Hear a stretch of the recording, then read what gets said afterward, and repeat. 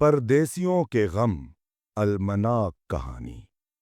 جن کے لیے پردیسی اشک و خون بہاتے ہیں وہ اپنے محلوں میں آرام سے سوتے ہیں۔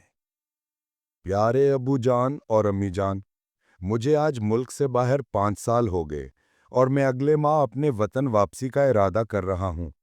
میں نے اپنے ویزا کے لیے جو قرض لیا تھا وہ ادا کر چکا ہوں اور کچھ اخراجات پچھلی چھٹی پر ہو گئے تھے، تحفے تحائف لینے میں اور کچھ دیگر اخراجات۔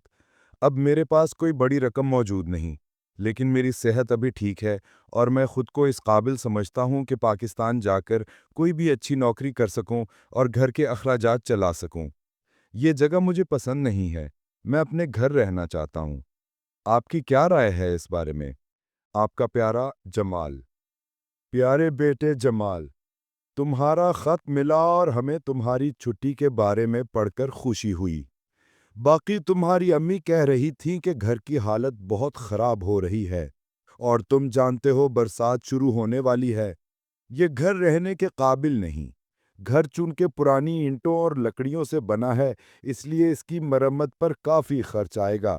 ہم سوچ رہے ہیں کہ کنکریٹ اور سیمنٹ سے بنا ہوا گھر ہو تو بہت اچھا ہو۔ ایک اچھا اور نیا گھر وقت کی ضرورت ہے۔ تم جانتے ہو یہاں کے کیا حالات ہیں۔ اگر تم یہاں آ کر کام کرو گے تو اپنی محدود سی کمائی سے گھر کیسے بنا پاؤ گے؟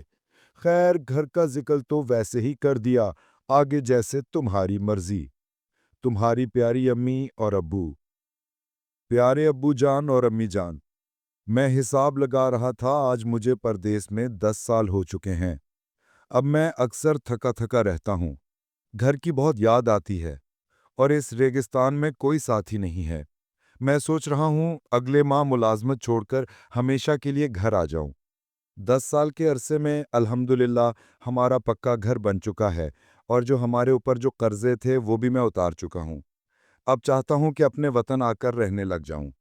اب پہلے والی ہمت تو نہیں رہی، لیکن پھر بھی کچھ نہ کچھ کر کے ٹیکسی چلا کے گھر کا خرچ چلا لوں گا۔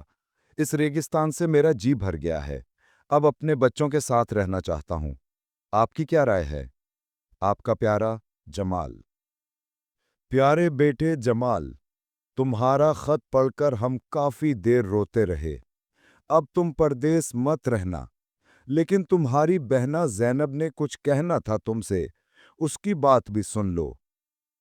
پیارے جمال، میں نے کبھی آپ کو کسی کام کے لیے مجبور نہیں کیا اور کسی چیز کے لیے کبھی ضد نہیں کی، لیکن اب مجبوری میں کچھ کہنا پڑ رہا ہے مجھے۔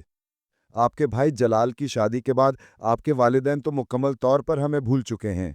ان کا تمام پیار نئی نویلی دلہن کے لیے ہے۔ میں نے تو یہ بھی سنا ہے کہ وہ آبائی گھر جلال کو دینے کا سوچ رہے ہیں۔ ذرا سوچئے، اگر آپ یہاں آگے اور مستقبل میں کبھی اس بات پر جھگڑا ہو گیا تو ہم اپنے چھوٹے چھوٹے بچے لے کر کہاں جائیں گے؟ اپنا گھر ہر انسان کی بنیادی ضرورت ہے۔ آپ کو پتہ ہے سیمنٹ سریے کی قیمتیں کتنی ہیں؟ مزدوروں کے دہاڑی آسمان سے باتیں کر رہی ہے۔ یہاں رہ کر ہم کبھی بھی اپنا گھر نہیں بنا سکیں گے، لیکن میں آپ کو پریشان نہیں کرنا چاہتی۔ آپ خود سوچ سمجھ کر فیصلہ کریں۔ آپ کی پیاری جان زہرا۔ پیارے شریک حیات، 19واں سال چل رہا ہے پردیس میں اور 20واں بھی جلد ہی ہو جائے گا۔ اللہ کے فضل سے ہمارا نیا علیحدہ گھر مکمل ہو چکا ہے اور گھر میں آج کے دور کی تمام آسائشیں بھی لگ چکی ہیں۔ اب تمام قرضوں کے بوجھ سے کمر سیدھی ہو چکی ہے میری۔ اب میرے پاس ریٹائرمنٹ فنڈ کے سوا کچھ نہیں بچا۔ میری نوکری کی مدت بھی اب ختم ہو گئی ہے۔ اس ماہ کے آخر پر کمپنی میرا ریٹائرمنٹ فنڈ جو کہ 2500 درہم ہے جاری کر دے گی۔ اتنے لمبے عرصے اپنے گھر والوں سے دور رہنے کے بعد میں بھول ہی گیا ہوں کہ گھر میں رہنا کیسا ہوتا ہے۔ بہت سے عزیز دنیا سے کوچ کر چکے ہیں اور بہت سوں کی شکل تک مجھے بھول گئی، لیکن میں مطمئن ہوں اللہ کا کرم ہے کہ میں گھر والوں کو اچھی زندگی مہیا کر سکا اور اپنوں کے کام آ سکا۔ اب بالوں میں چاندی اتر آئی ہے اور طبیعت بھی کچھ اچھی نہیں رہتی۔ ہر ہفتے 1.5 بعد ڈاکٹر کے پاس جانا پڑتا ہے۔ اب میں واپس آ کر اپنوں میں رہوں گا، اپنی پیاری شریک حیات اور عزیز جان بچوں کے سامنے۔ تمہارا شریک سفر جمال۔ پیارے جمال، آپ کے آنے کا سن کر میں بہت خوش ہوں۔ چاہے پردیس میں کچھ لمبا قیام ہی ہو گیا، لیکن یہ اچھی خبر ہے۔ مجھے تو آپ کے آنے پر کوئی اعتراض نہیں، لیکن بڑا بیٹا احمد ہے نا، وہ ضد کر رہا ہے کہ یونیورسٹی آف لاہور میں ہی داخلہ لے گا۔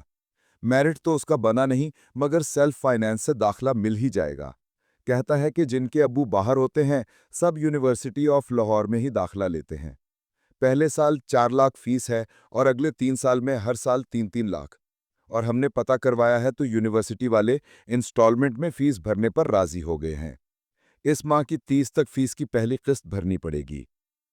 آپ کے جواب کی منتظر، آپ کی پیاری جان زہرا۔ اس نے بیٹے کی پڑھائی کے لیے ساری رقم بھیج دی، بیٹی کی شادی کے لیے جہیز اور دیگر اخراجات بھیجے، مگر اب 27 سال ہو چکے تھے۔ وہ خود کو ایئرپورٹ کی طرف گھسیٹ رہا تھا۔ شوگر، بلڈ پریشر، السر، گردے اور کمر کا درد اور جھریوں والا سیاہ چہرہ اس کی کمائی تھا۔ اسے اچانک اپنی جیب میں کسی چیز کی موجودگی کا احساس ہوا۔ اس نے جیب میں ہاتھ ڈال کر دیکھا تو وہ ایک ان کھلا خط تھا۔ یہ وہ پہلا خط تھا جو اس نے اپنی پردیس کی زندگی میں نہیں کھولا۔